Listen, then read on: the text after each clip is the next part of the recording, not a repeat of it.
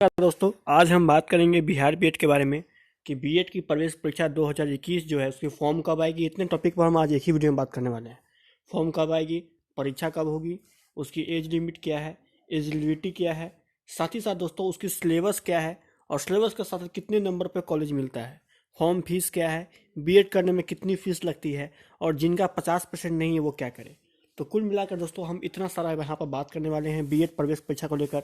तो फटाफट दोस्तों मेरे साथ लगे रहिए और शुरुआत करते हैं। सबसे पहले फॉर्म कब आएगी, यहाँ नंबर 1 टॉपिक है फॉर्म कब आएगी। तो आइए, तो फ्रेंड्स जो बिहार बीएड है 2020 में जो फॉर्म आई थी वो इसी के आसपास 2021 में भी आप लोगों को फॉर्म आएगी।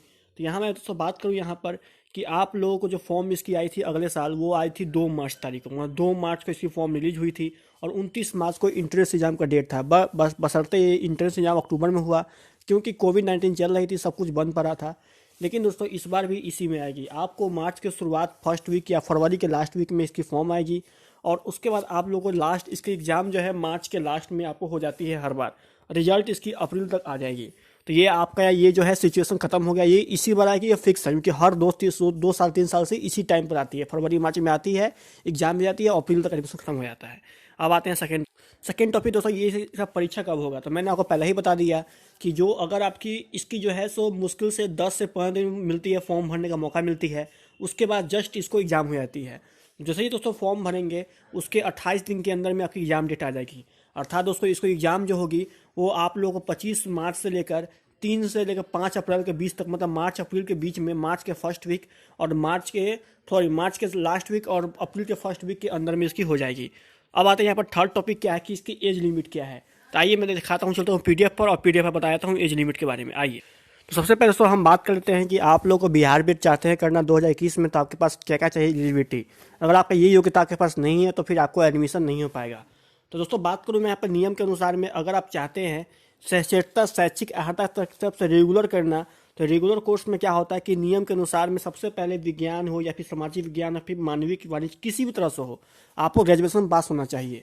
सबसे पहले 10th पास करेंगे, उसके बाद 12th पास करेंगे, उसके बाद दोस्तों आप बीए से हो या फिर बीएससी हो या फिर बीकॉम से हो, कोई इससे फर्क नहीं पड़ता है बस, या फिर किसी और कोर्स से वोकेशनल से हो, उससे कोई फर्क नहीं पड़ता है। आपके पास स्नातक डिग्री चाहिए। अब स्नातक डिग्री के पास साथ ही साथ दोस्तों मतलब 10+2+3 चाहिए। इसमें अगर पास कर देंगे या फिर बीए बीटेक कुछ भी किए हो, आप अगर ग्रेजुएशन पास कर चुके हो तो कम से कम 55% आपको चाहिए। इसके तहत में आप एडमिशन ले सकते हो। अब प्रवेश अभ्यर्थी के लिए ये आपको जनरल और ओबीसी के लिए। अब दोस्तों मैं बात करता हूँ यहाँ पर कुछ पिछड़े वर्ग है जो खास लोग होते हैं, उनको कुछ सीटों में आरक्षण मिली रहती है। तो इसको लेकर यहाँ पर कुछ ऐसा अपडेट नहीं है कि उनको कुछ चाहिए, उनको 50% या फिर उनको बस पास चाहिए, कोई उनको परसेंट से कोई मतलब नहीं है। कुछ खास SC ST वालों के लिए, बाकी के लिए यहाँ पर नियम रहेगी 55%। अब आते हैं दोस्तों यहाँ पर बीएड भी होती है 3 तरह की, एक होती है रेगुलर, एक होती है शिक्षा शास्त्री मतलब कि जो आप लोगों को स्पेशल संस्कृत से किया जाता है, और एक होती है आपको डिस्टेंस एजुकेशन। दोस्तों अगर आप लोग को यहाँ पर शिक्षा शास्त्री के मध्य में करनी है तो आप किसी भी यूनिवर्सिटी से संस्कृत से बीए होना चाहिए। अगर आप बीए की वो संस्कृत ऑनर से, तो आप मिनिमम 50% अंक लाए हुए हो तो आप आराम से कर सकते हो शिक्षा शास्त्री, बस मान्यता प्राप्त विश्वविद्यालय आपको चाहिए। अब आते हैं यहाँ पर, तो यहाँ पे एक और मूड होता है, वो होता है डिस्टेंस मूड। तो डिस्टेंस मूड जो होता है वो आपको स्पेशल जो होता है, ये वे लोग होते हैं बस इनको पास होना इंपॉर्टेंट है, इनमें यहाँ परसेंट से कोई मतलब नहीं है। बशर्ते दोस्तों इसमें कोई क्लास नहीं होगी और इसकी मान्यता जो होगी रेगुलर के मुकाबले बहुत काफ़ी कम होगी।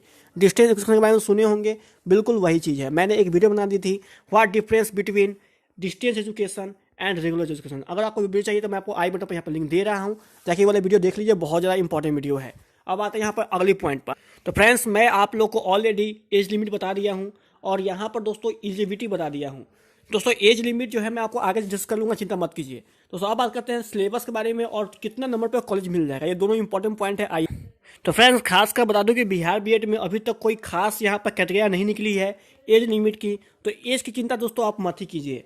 अब आते हैं यहाँ पर कुछ के लिए निकली है, तो उसके लिए भी कुछ खास जारी नहीं किया गया। 2021 में जो बाउंड्रिंग जारी होगी जिसके तहत में अलग अलग नियम बनेगा, तो उसकी अभी नहीं आई है, तो मैं आपको उसका बता दूंगा। ऐसे कोई खास उसकी एज करने की लिमिट नहीं है, ठीक है। अब आता हूँ दोस्तों, जब फॉर्म भरने जाओगे तो अगर आप जनरल के अंदर में आते हो तो आपको 1,000 रुपये लगेगा। अगर आप BC EBC ओमेन EWS हो तो 750 रुपये लगेगा। यहाँ पर गौर करना EWS। अगर आप ST SC हो तो यहाँ पर 500 रुपये आपको खर्च करनी पड़ेगी फॉर्म भरने के लिए। तो फॉर्म भरने के बाद आप लोग को प्रेफरेंस कहा जाएगा चुनने के लिए, इसमें कॉलेज का नाम, कौन कौन से कॉलेज चाहिए, ये चुन लोगे तो उसके दोस्तों 7-8 दिन के बाद आप लोग की यहाँ पर एग्जाम होगी। जी हाँ दोस्तों, यहाँ पे एग्जाम होगी। वो प्रवेश परीक्षा जो होता है उसमें दोस्तों प्रवेश परीक्षा के लिए इंपॉर्टेंट है आपको इंट्रेंस एग्जाम देना। तो दोस्तों बात करते हैं आप इंट्रेंस एग्जाम के तहत में, आइए जानते। तो फ्रेंड, जो आपकी इंट्रेंस एग्जाम होगी उसमें कुछ इस टाइप का क्वेश्चन पूछा आपसे जाएगा। सबसे पहले दोस्तों आप लोग से जनरल इंग्लिश पूछी जाएगी, जो कि आप लोग है कि 15 नंबर की 15 क्वेश्चन। जनरल संस्कृत कंप्रीहेंशन दोस्तों ये सिर्फ उसी के लिए जो शिक्षा शास्त्री करते हैं। अगर आपका शिक्षा शास्त्री नहीं है तो आपको इसका बदले ये दिया जाएगा। अगर आपका शिक्षा शास्त्री है तो उसके बदले दोस्तों आपको संस्कृत दिया जाएगा, जो कि 15 नंबर की 15 होगी। अगर आप करते हो रेगुलर या डिस्टेंस मोड से तो आपको यही दिया जाएगा, ऊपर वाली इंग्लिश। अब आते हैं दोस्तों यहाँ बात करते हैं जनरल हिंदी के बारे में। तो दोस्तों जनरल जो हिंदी है वो उसकी 15 क्वेश्चन रहेगी, जो सबको डिफिकल्ट है, सबको रहेगी, चाहे आप डिस्टेंस से हो चाहे रेगुलर से हो। लॉजिकल एंड एनालिटिकल रीजनिंग की 25 क्वेश्चन रहेगी। जनरल अवेयरनेस की 40 क्वेश्चन 40 नंबर की, और टीचिंग एप्टीट्यूड की क्वेश्चन रहेगी 25 क्वेश्चन 25 नंबर की। कुल मिलाकर दोस्तों आपसे 100 नंबर की एग्जाम ली। दोस्तों मैं आपको सामने यहाँ पर सिलेबस यहाँ पर डाल रखा हूँ, जिसमें जनरल की इंग्लिश के अंदर में इतनी सारी क्वेश्चन पूछी जाएगी। मैं नहीं चाहता वीडियो बड़ा करना, तो मैं फटाफट बता देता हूँ। यहाँ पर दोस्तों आप लोगों को इतनी सारी सिलेबस है, इसी सब में से सिलेबस से बाहर नहीं पूछी जाती है, इसी में से आपको पूछी जाएगी। बात करते हैं यहाँ पर संस्कृत के बारे में। तो संस्कृत में इतना क्वेश्चन पूछी जाएगी, संस्कृत वाले सुन लीजिए, आपसे इतना क्वेश्चन पूछी जा सकती है। ये केवल शिक्षा शास्त्री वालों के लिए है, सबके लिए दोस्तों नहीं है। तो आप बात करते हैं सामान्य हिंदी। तो सामान्य हिंदी में भी आप लोगों को संधि, समास, उपसर्ग, ये सब जो है इतना सारा ये टॉपिक है वो आपको पूछी जाएगी दोस्तों। अगर आप कहेंगे तो मैं स्पेशल दोस्तों वीडियो सिलेबस के लिए बना दूंगा, जो चाहते हैं 2021 में करना।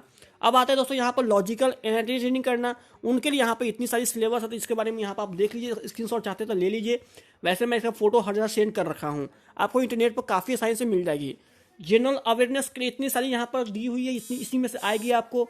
और वहीं टीचिंग एप्टीट्यूड में से इतना सारा चैप्टर है, जो कि मैं आपको 1 बाई 1 का पढ़ा रखा हूँ ऑलरेडी, 1 से लेकर 10 क्लास तक, वो आपको यहाँ पर दिया हुआ है। वैसे मेरी क्लास भी चल रही है आजकल इसके ऊपर। हम बात करते हैं यहाँ तो दोस्तों, और हम बात करते हैं यहाँ पर कॉलेज के बारे में।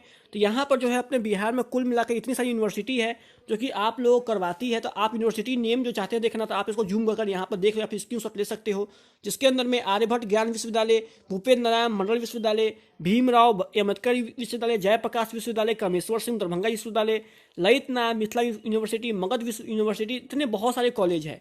तो आप चाहे तो इसका स्क्रीनशॉट दे सकते हो, मैं इसे सेंड कर। अब यहाँ पर दोस्तों नेक्स्ट टॉपिक है, कितने नंबर पर आपको कॉलेज मिलता है। जी हाँ, ये बहुत इंपॉर्टेंट टॉपिक है, कितने नंबर पर आपको कॉलेज मिलेगा। दोस्तों ये जो कॉलेज नंबर है वो अगर आपके ऊपर डिपेंड करता है कि आप जो है इसमें सरकारी चाहिए कॉलेज या फिर चाहिए प्राइवेट।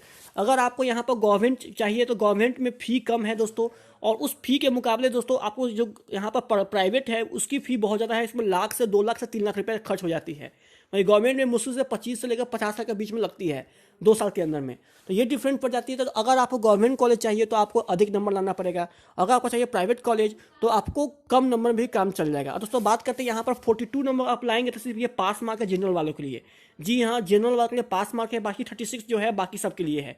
जनरल OBC और EWS के इसके अंदर में आते हैं, ये सिर्फ पास मार्क है, इतना में आपको कॉलेज मिलना काफ़ी मुश्किल है।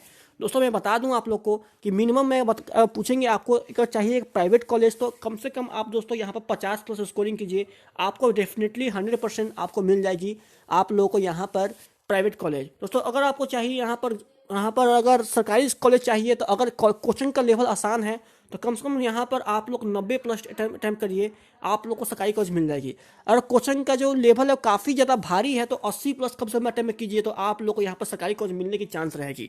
दोस्तों अब इंपॉर्टेंट टॉपिक पर आते हैं। नेक्स्ट टॉपिक यहाँ पे इसकी फॉर्म की फीस कितनी लगती है। मैंने आपको बता दिया कि 1000 रुपया लगती है जो आप लोग यहाँ पर है जनरल वालों के लिए, 700 रुपया EWS, बाकी सब वुमेन के लिए, और बाकी 500 SC ST के लिए।